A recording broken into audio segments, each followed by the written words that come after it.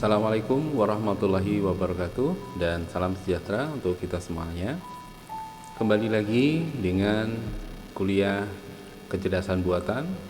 Nah, pada kesempatan hari ini kita akan membahas yaitu natural language processing, ya, atau pemrosesan bahasa alami. Nah, untuk itu silahkan bisa bergabung di Siakat dan di YouTube untuk mengikuti kuliah pada hari ini. Saya akan mulai saja materi hari ini. Anda bisa perhatikan di bagian layar, ya. Judul pada hari ini yaitu mengenai pemrosesan bahasa alami atau natural language processing, ya. Nah, materi yang akan kita pelajari yaitu konsep dari natural language processing. Yang kedua adalah bidang dari natural language processing ini. Yang ketiga yaitu aplikasi, ya, dari NLP atau natural language processing. Kemudian teori mengenai gramatika yang digunakan di dalam NLP dan teori tentang semantik yang digunakan di dalam NLP, ya. Kita mulai saja dengan pengertian awal, ya, dari pemrosesan bahasa alami atau NLP ini, ya. Jadi NLP ini adalah cabang ilmu komputer yang lebih khusus, yaitu lebih khusus lagi cabang kecerdasan buatan atau yang orang menyebutnya AI, yang berkaitan dengan bagaimana memberi komputer kemampuan untuk memahami teks dan kata-kata yang diucapkan dengan cara yang sama seperti manusia. Jadi seakan-akan komputer ini diberi satu kemampuan, ya, melalui program yaitu AI, di mana kemampuannya adalah bisa memberikan atau memahami sebuah teks atau sebuah kata seperti layaknya manusia, ya. Nah, yang pertama kita pahami dulu tentang konsep dari natural language processing ini, ya, sebelum ke pembahasan lebih teknis lagi. Jadi bahasa ini adalah sebagai bagian yang penting, ya, dari kehidupan manusia. Karena dengan bahasa ini manusia bisa berbicara, ya, bisa menyampaikan pendapat, ya, kemudian bisa berkomunikasi, ya. Nah, bahasa ini juga bisa dalam bentuk tulisan, ya, bisa dalam bentuk catatan, ya, dari suatu pengetahuan, ya, yang bisa didapat oleh umat manusia dari suatu generasi ke generasi yang lain atau ke generasi berikutnya. Nah, biasanya catatan-catatan ini adalah berupa ilmu pengetahuan, ya, dari hasil penelitian, hasil temuan, itu, ya, dicatat, ya. Mungkin kalau zaman dulu masih menggunakan daun lontar, ya, atau masih menggunakan batu, ya. Nah, kemudian berkembang, ya, menggunakan kertas, ya, bahkan sampai sekarang ini bisa juga kita bisa dapatkan tulisan itu dalam bentuk elektronik, ya. Jadi dalam bentuk file yang bisa kita baca menggunakan komputer. Nah, selain bentuk tulisan ada bentuk lisan, ya. Jadi ada tulis, ada lisan. Lisan ini adalah sebagai sarana komunikasi, ya, antara individu yang satu dengan yang lain atau antara individu dalam satu masyarakat tertentu, ya, satu negara tertentu, ya. Karena masing-masing negara ini punya bahasa yang berbeda. Nah, kalau bahasa ini kemudian ada di komputer, ya, bagaimana nanti mengolah bahasa alami yang digunakan oleh manusia itu, ya, nanti dalam bentuk teks, ya, yang bisa dipahami oleh komputer, ya, sehingga nanti bahasa alami ini akan memberi komputer kemampuan, ya, untuk memahami teks dan kata-kata yang diucapkan dengan cara yang sama seperti manusia. Tujuannya apa sih bahasa alami ini, ya? Jadi tujuan dari bahasa alami ini adalah melakukan satu proses pembuatan model komputasi ya. Jadi model yang menggunakan komputer untuk mengolah ya dari bahasa tertentu sehingga nanti bisa terjadi suatu interaksi ya antara manusia dengan komputer.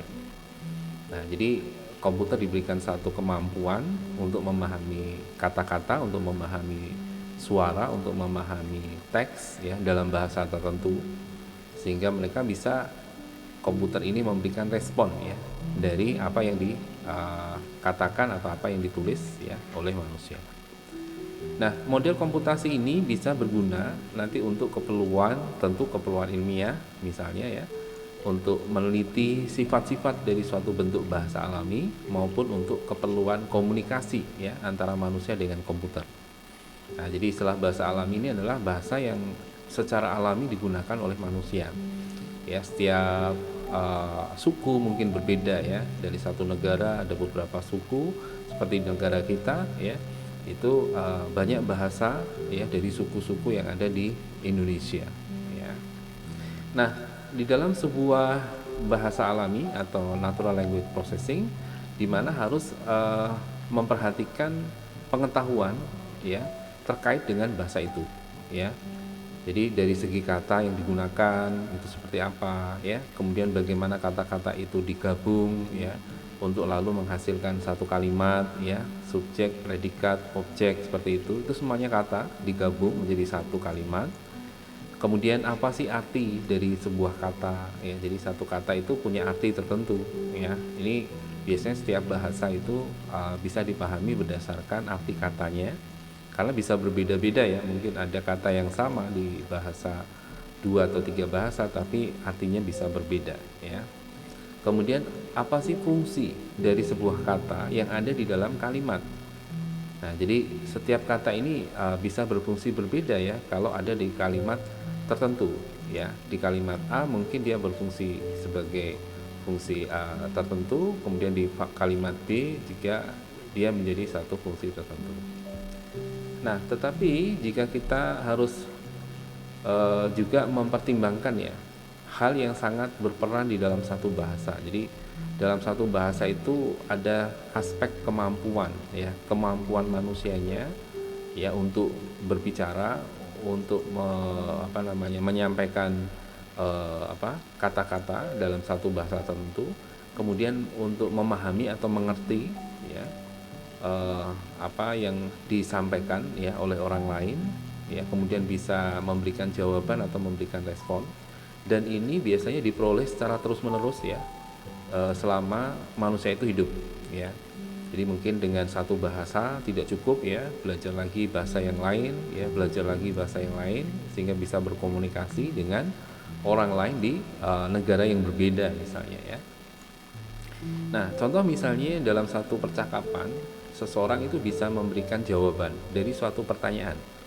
Kalau bahasanya dipahami, maka bisa memberikan jawaban. Tapi kalau bahasanya tidak dipahami, maka sulit untuk memberikan jawaban. Misalnya orang yang biasa menggunakan bahasa Indonesia seperti kita, kemudian orang tersebut tidak memahami bahasa Inggris, lalu ada orang Barat ya, itu bertanya, mereka menggunakan bahasa Inggris, kita tidak paham, maka tidak bisa memberikan respon atau jawaban karena tidak memahami bahasa yang digunakan.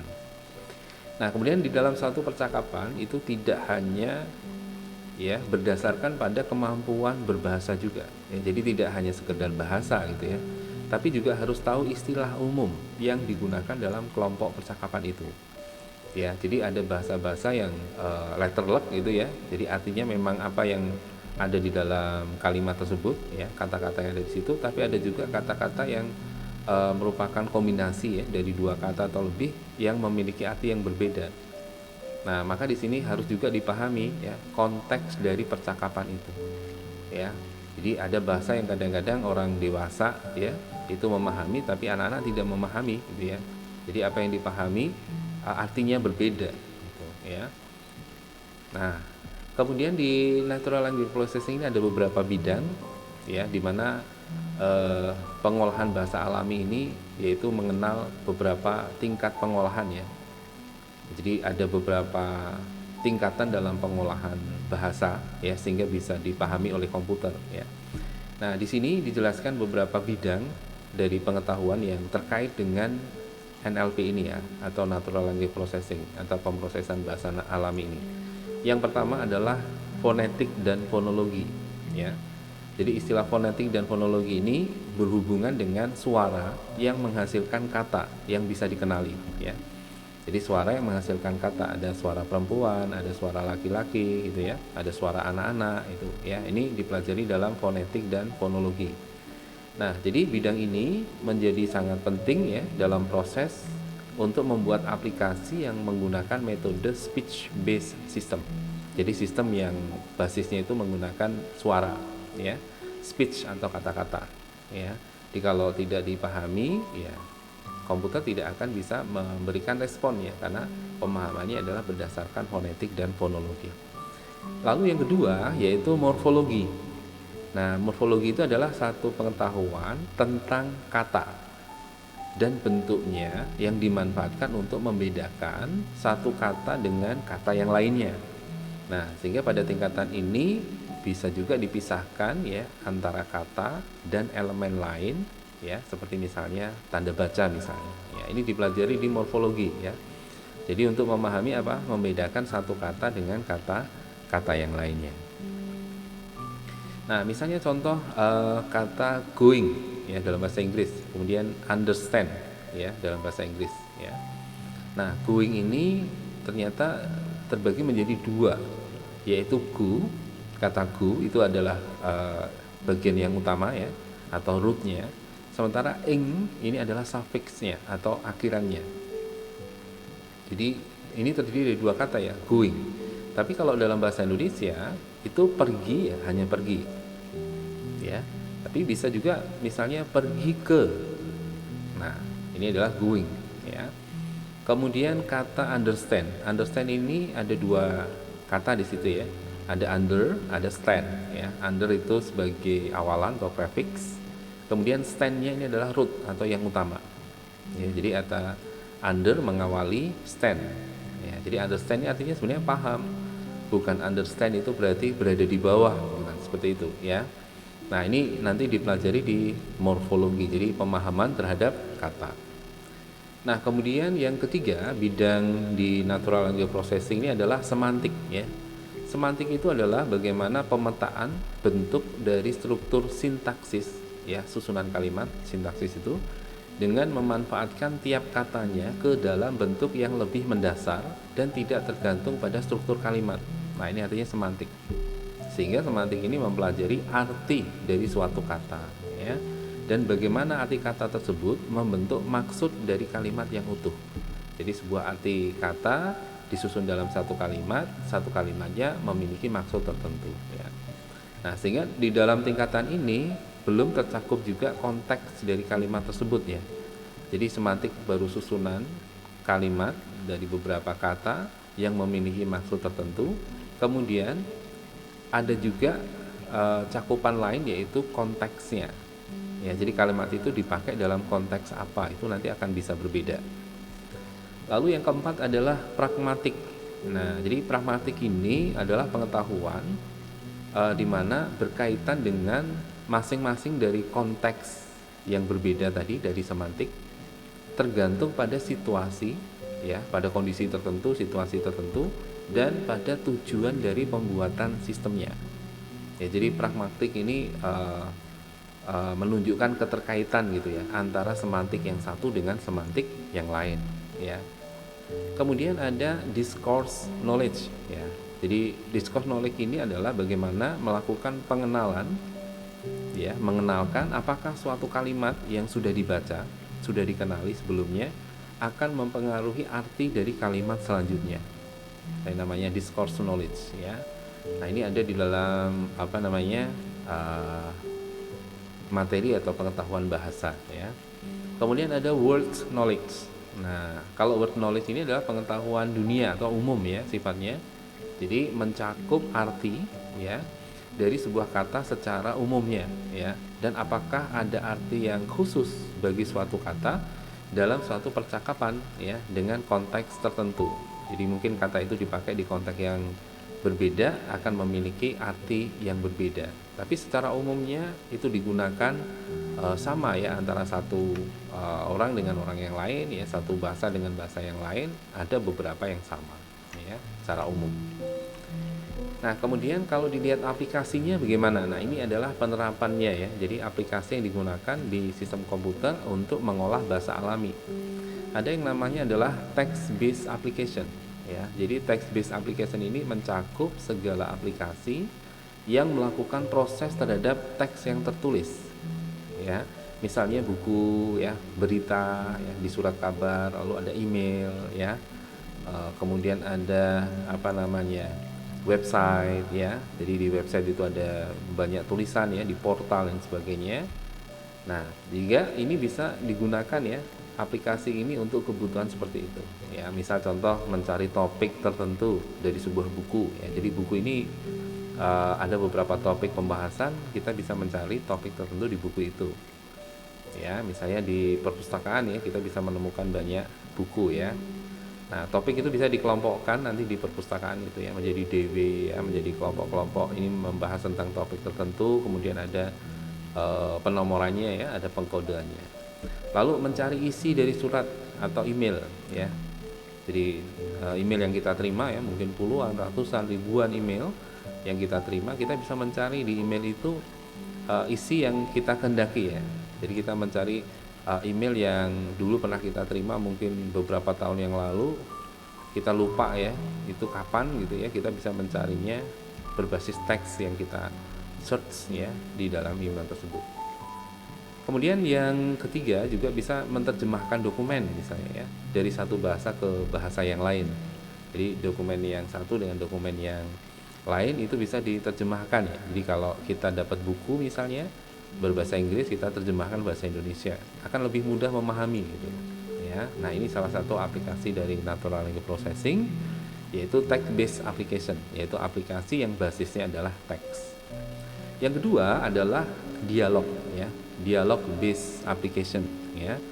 Nah, idealnya pendekatan dengan dialog ini ya, itu akan melibatkan bahasa yang secara lisan ya, karena dialog itu kan harus berbicara gitu ya, atau pengenalan suara ya. Jadi suara yang dikeluarkan gitu ya, atau disampaikan, diucapkan ya, itu dikenali gitu ya oleh komputer gitu ya. Tetapi ternyata bidang ini juga memasukkan adanya interaksi ya, interaksi dengan cara memasukkan teks pertanyaan melalui keyboard ya. Jadi interaksinya tidak hanya suara, mengenal suara, tapi juga interaksi yang diketik ya menggunakan keyboard, sehingga berbentuk teks atau kata atau susunan kalimat yang akan ditanyakan ke komputer. Nah, ada banyak aplikasi yang sering ditemui ya di bidang ini, yaitu sistem chatbot ya, namanya sistem tanya jawab di sini. Nah, di mana sistem chatbot ini sistem natural language processing ini untuk mendapatkan informasi dari sebuah database ya. Jadi biasanya disimpan pengetahuannya di sistem komputer dalam database, kemudian ketika digunakan nanti ya kita bertanya menggunakan perintah dari keyboard ya, atau kita bertanya menyusun kalimat ya dari keyboard. Nah, nanti dipahami oleh sistem NLP-nya, lalu dia akan membaca yang ada di pengetahuannya ya, itu di database, kemudian dituliskan lagi ya melalui layar monitor ya, sehingga memberikan respon dari pertanyaan yang kita tanyakan melalui chat ya. Kemudian yang kedua, bisa juga sistem pelayanan otomatis melalui telepon ya. Jadi telepon menjawab otomatis dari pertanyaan-pertanyaan yang dilakukan oleh pelanggan ya. Jadi pelanggan telepon ke call center, kemudian akan dijawab oleh mesin. Jadi tidak dijawab oleh manusia, tapi dijawab oleh mesin, karena diatur ya, diarahkan untuk memberikan pertanyaan-pertanyaan yang terkait dengan yang sudah disimpan di mesin tersebut ya, di call center tersebut ya. Jadi tinggal menekan angka ya, kemudian diarahkan mau tanya tentang apa, menggunakan bahasa apa, seperti itu ya. Nah, kemudian yang kedua, yang ketiga yaitu kontrol suara di peralatan elektronik ya. Jadi untuk mengontrol suara-suara yang keluar di peralatan elektronik ya, bisa lebih ngebas, bisa lebih jernih ya, bisa lebih jelas lagi gitu ya, atau menyesuaikan dengan output yang diinginkan seperti apa. Nah, itu yang ketiga. Kemudian yang keempat dari dialog based application ini adalah berupa sistem problem solving. Ya, jadi sistem problem solving ini membantu untuk melakukan penyelesaian masalah ya yang umumnya dihadapi dalam satu pekerjaan gitu. Ya, jadi ketika menghadapi satu masalah bertanya pada sistem komputer memberikan jawaban, lalu itu bisa menjadi satu solusi ya dari masalah yang tadi dihadapi ya, sehingga bisa diselesaikan. Nah, kemudian hal lain yang penting di dalam NLP adalah gramatika ya, atau gramatikal gitu ya. Nah, istilahnya di sini adalah menggunakan kata utama, kata dasarnya itu grammar. Ya, jadi grammar dari suatu bahasa ini nanti bisa dilihat sebagai suatu aturan. Jadi grammar itu mengatur ya tata bahasa dari suatu bahasa tertentu. Nah, sehingga di situ bisa menentukan apakah suatu kumpulan kata itu bisa diterima sebagai satu kalimat ya dalam bahasa tersebut ya. Nah, kalau bahasa Inggris kan ada tenses ya. Nah, itu ada tata bahasa, ada grammarnya ya. Sehingga kita harus mengikuti tenses itu sehingga bisa diterima itu dalam bahasa Inggris ya. Kalau dalam bahasa Indonesia tentu ada aturan bagaimana menyusun kalimat ya dalam bahasa Indonesia berdasarkan EYD atau ejaan yang disempurnakan. Harus ada subjek, predikat, objek ya. Kalau ada keterangan ditambahkan keterangan atau istilahnya adalah SPOK. Nah, kemudian ada yang namanya grammar dari Chomsky hierarchy. Namanya adalah context free grammar ya. Nah, context free grammar ini memiliki sifat dia lebih mudah dipahami perilakunya ya. Jadi dengan menuliskan context free grammar ini akan memudahkan untuk dipahami perilakunya dan pengolahannya, dan di sini juga masih bisa diolah dalam bentuk program yang terstruktur ya, sehingga dengan metode CFG ini ya bisa dipakai untuk menyusun ya kalimat dengan grammar tertentu ya. Nah, misalnya ada sebuah bahasa, misalnya L ya, bahasa L language gitu ya, bahasa Inggris, bahasa Indonesia, Perancis dan sebagainya. Nah, ini nanti bisa dijelaskan sebagai satu set dari string. Set itu kumpulan ya, himpunan ya, himpunan dari string, jadi kumpulan dari kata-kata gitu ya. Jadi sebuah bahasa itu adalah kumpulan dari kata-kata, di mana kata-kata tersebut atau string tersebut dibentuk dari bagian yang terkecil yang disebut dengan simbol ya. Jadi kalau dalam bahasa kan ada titik, ada koma, ada dan, ada or ya, ada atau kalau dalam bahasa Indonesia ya. Nah, itu adalah sebuah bahasa gitu ya. Nah, kemudian ada kelompok tertentu yang disebut dengan V, yaitu dari simbol yang biasa dikenal sebagai alfabet atau perbendaharaan kata ya. Kalau alfabet itu huruf ya, yang biasa kita kenal dari A sampai Z. Kemudian A sampai Z dikombinasikan sehingga akan menghasilkan kata. Nah, kata ini akan disimpan ya dalam perbendaharaan kata. Jadi cukup banyak kata yang bisa disusun dari alfabet A sampai Z ya. Nah, kemudian ada sebuah kalimat ya, sebuah kalimat yang bisa dikenali bentuknya berdasarkan aturan yang ada yang tadi disebut sebagai grammar ya. Jadi grammar ini yang mengatur suatu bahasa tertentu menjadi suatu kalimat yang bisa diterima di dalam bahasa itu gitu ya. Nah, kita sebut saja misalnya G ya, grammar G. Sebuah grammar G bisa dibentuk dari 4 tuple, 4 reket ya, 4 bagian dari reket ya. Misalnya bisa berupa simbol non terminal ya. Ini simbol-simbol yang bukan utama ya, bukan abjad ya, bukan huruf ya. Kemudian simbol yang terminal ini yang huruf ya. Kemudian ada simbol awal yang mengawali ya, angka 1, angka 2 atau apapun yang mengawali, dan aturan penulisannya yaitu disebut dengan rule ya. Kalau di bahasa Indonesia tadi ada SPOK atau subjek, predikat, objek, keterangan ya. Nah, kalau di dalam bahasa Inggris ada tenses ya, bagaimana tenses lampau ya, saat ini gitu ya, itu akan berbeda-beda ya. Jadi kata yang digunakan ya, kata kerjanya plus verb ing misalnya ya, itu kalau present tense ya. satu tenses yang menunjukkan aktivitas yang dilakukan pada saat ini gitu ya. Nah, misalnya kita punya contoh ya, bisa kita lihat di dalam satu grammar G sederhana ya, berikut ini. Ini adalah contoh aturan ya. Jadi aturan grammar atau aturan sebuah bahasa. Berarti aturan ini mengatur bagaimana bahasa itu nanti disusun ya. Nah, grammar G ini ada dua bagian, yaitu ada kamus jenisnya atau jenis ya, dictionary jenis.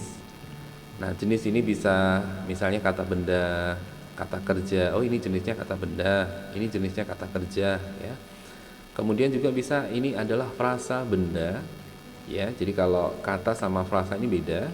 Kalau kata ini satu ya, kalau frasa ini kombinasi minimal dua kata ya. Jadi bisa frasa benda, jadi frasa kombinasi dari dua kata benda, atau frasa kerja ya, kombinasi dari kata kerja dan kata benda. Kemudian ada keterangan ya. Nah, jadi keterangan ini sama kalau di bahasa Indonesia ya, di bagian terakhir itu menjelaskan sesuatu ya, menerangkan sesuatu. Nah, ini disebut dengan dictionary jenis ya. Kemudian ada dictionary kata ya. Jadi dictionary kata ini berarti kumpulan dari kata ya. Jadi kamus dari kata. Misalnya ada orang ya, makan, telur, ayam, terbang, tinggi. Ini contoh ya misalnya ya. Jadi dictionary kata ini nanti bisa ribuan, bahkan bisa jutaan ya. Kalau nanti dikumpulkan berbagai bahasa ya, kita bisa mendapatkan banyak sekali ya jenis kata itu ya. Nah, ini contoh saja misalnya dalam grammar G ada 6 kata ini ya. Nah, kemudian kita mau membentuk sebuah kalimat ya. S ya. S ini adalah sentence ya dalam bahasa Inggris. Kemudian kalau dalam bahasa Indonesia artinya kalimat kan, sentence ya. Nah, kalimat itu bisa disusun berdasarkan frasa benda dilanjutkan dengan frasa kerja. Ya, ingat ya, kalau frasa itu berarti kumpulan ya, minimal dua kata. Nah, kalau di sini berarti dua kata benda dan dua kata kerja. Nah, frasa benda sendiri itu adalah kata benda diikuti kata benda. Ini ya, jadi frasa benda berarti kata benda diikuti kata benda yang kedua. Jadi disusun atas kata benda satu dan kata benda yang kedua. Kemudian frasa kerja berarti ini disusun atas kata kerja diikuti keterangan. Oh, jadi frasa kerja ini tidak diikuti kata kerja dan kata kerja atau kata kerja dan kata benda, tetapi aturannya adalah frasa kerja adalah kata kerja diikuti keterangan ya, jadi dua kata kerja dan kata keterangan. Nah, kemudian kata benda ya, jadi kalau frasa tadi kumpulan dari dua kata, kalau kata ini berarti satu, jadi kata benda bisa orang, telur, ayam ya. Jadi kita lihat di dictionary kata tadi ya, yang termasuk kata benda adalah orang, telur, ayam ya. Sementara makan dan terbang itu situ ada makan dan terbang, itu adalah kata kerja ya. Keterangannya di sini hanya satu ya, kebetulan kita temukan di situ satu, yaitu tinggi misalnya ya. Jadi kata bendanya ada tiga, orang, telur, dan ayam. Kata kerjanya ada makan, terbang, kemudian keterangannya tinggi ya. Nah, maka dari grammar G ini kita bisa membentuk sentence ya, kita bisa membentuk kalimat. Nah, kalimat yang pertama adalah orang, kata benda dulu ya, diikuti frasa kerja. Frasa kerja tadi kata kerja tambah keterangan. Nah, berarti orang, kemudian misalnya makan ya, kemudian ayam ya, bisa kata benda ya. Kemudian ayam, kemudian terbang, tinggi. Nah, ini kalau yang frasa kerjanya adalah keterangan ya, karena ada tingginya di situ. Kemudian orang, terbang, tinggi gitu ya. Jadi ini kalimat bisa disusun, tapi nanti akan dipelajari lagi apakah orang bisa terbang tinggi. Itu nggak bisa ya, nggak mungkin, ini salah ya, kalimat yang salah. Tapi dari sentence bisa dibentuk kalimat seperti ini ya, berdasarkan dictionary jenis dan dictionary kata. Lalu ada ayam makan orang, ini juga mungkin ya. Jadi ayam makan orang ini juga mungkin disusun di dalam kalimat ini ya. Nah, nanti aturannya di sini harus ada tambahan aturan di dalam grammar ini gitu ya. Jadi tidak mungkin ayam makan orang gitu. Nah, jadi pilihan katanya nanti akan salah gitu ya. Tapi kalau kemudian buaya makan orang, nah ini akan sangat dimungkinkan. Nah, jadi di sini juga akan dipelajari ya, ketika kalimat atau sentennya tidak sesuai atau salah, ya, maka nanti dari sistem NLP-nya yang ada di komputer akan bisa memahami bahwa tidak boleh menyusun kalimat ya, dimana yang tidak sesuai gitu ya. Jadi ayam makan orang tidak bisa ya, tapi kalau mungkin ada buaya ya makan orang, nah ini akan sangat dimungkinkan ya. Jadi dua kalimat, yang satunya bisa, yang satunya tidak bisa diterima ya dalam bahasa tertentu meskipun bisa disusun ya. Nah, kemudian ada semantik ya. Semantik yang disebut adalah semantik analyzer. Nah, semantik analyzer ini yaitu menganalisa semantik ya, makna kalimat ya. Ini ada himpunan rule ya, himpunan aturan gitu dalam basis pengetahuan yang di semantik ini untuk menginterpretasi ya, untuk memahami ya suatu kalimat ya. Jadi rule-rule ini ya nanti digunakan di sistem komputer, di NLP ya. Rule ini dipakai untuk memahami suatu kalimat. Yang pertama adalah rule 1 misalnya. Ini karena rule itu menggunakan dua kata ya, yaitu if dan then ya. Jika maka. Nah, aturannya seperti itu. Jika seperti ini maka menghasilkan itu ya. Nah, itu artinya rule ya, aturan.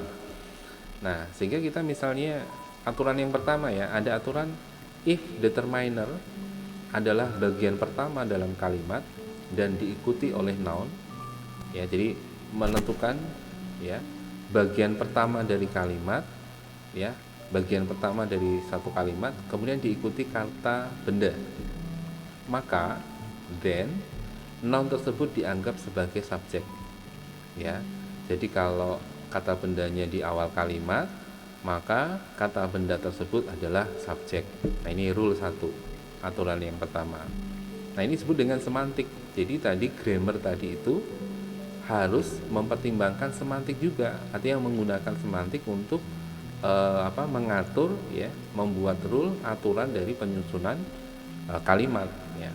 Kemudian contoh yang rule kedua, if verb diikuti subjek, then verb menjelaskan tentang apa yang dikerjakan oleh subjek ya. Berarti artinya di sini jika verb itu kata kerja kemudian diikuti oleh subjek tertentu ya, maka kata kerja tersebut menjelaskan tentang apa yang dikerjakan oleh subjek itu ya.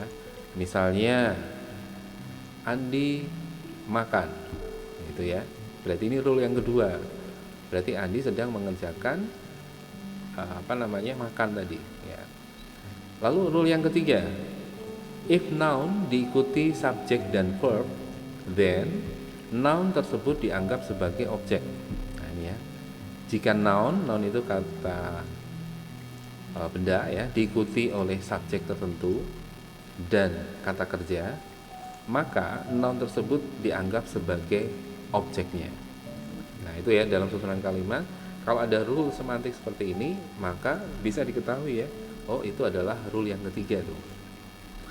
Nah, kemudian rule yang keempat, jika kalimat mempunyai bentuk subjek, kemudian ada verb dan objek, then maka subjek akan mengerjakan ya yang ada hubungannya dengan objek tersebut. Ya, ini rule yang keempat. Nah, sekarang kita coba terapkan ya. Dalam satu kalimat, misalnya ada kalimat a plane flew home ya, pesawatnya kembali ke ke bandara gitu ya.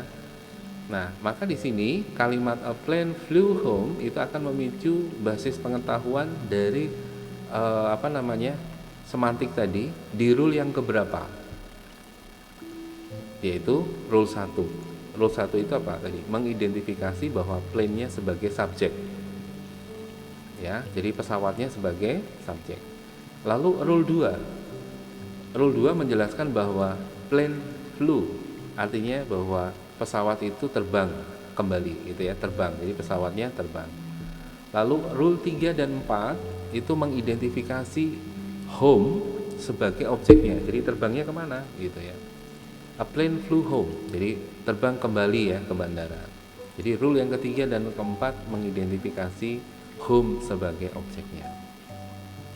Nah, jadi di sini kita bisa susun ya dalam semantik.